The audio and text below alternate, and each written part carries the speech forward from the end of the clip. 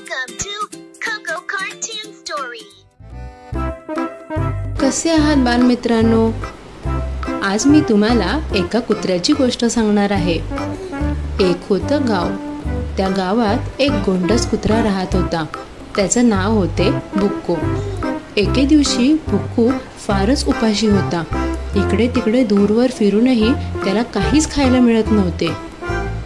तो रस्त्यावर फिरत होता आणि भुंकत म्हणत होता की मला काहीतरी खायचे आहे.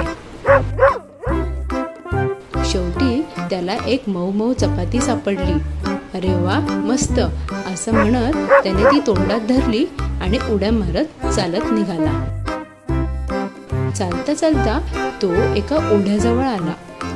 तिथे त्याला पाण्यात आपलंच प्रतिबिंब दिसलं. पण बुक्कूला वाटलं की हा तर एक दुसरा कुत्रा आहे आणि त्याच्या तोंडातही चपाती आहे. ते पाहून बुक्कूच्या डोक्यात एक शक्कल आली. तो मनात विचार करू लागला की जर मला त्याची चपातीही मिळाली तर माझ्याकडे 2 चपात्या होतील.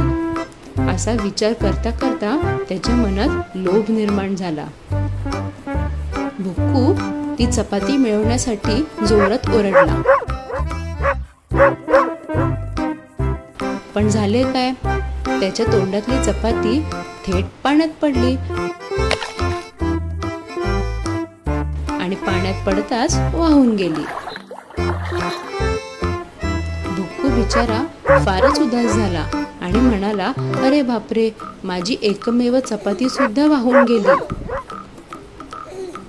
मग मित्रांनो, सांगा पाहू, या गोष्टीतून आपण काय शिकलो? लोभ करणे वाईट आहे, समाधान महत्त्वाचे आहे. तुम्हाला ही गोष्ट कशी वाटली ते मला नक्की सांगा आणि आपल्या चॅनल कोको कार्टून स्टोरीला सबस्क्राईब करा.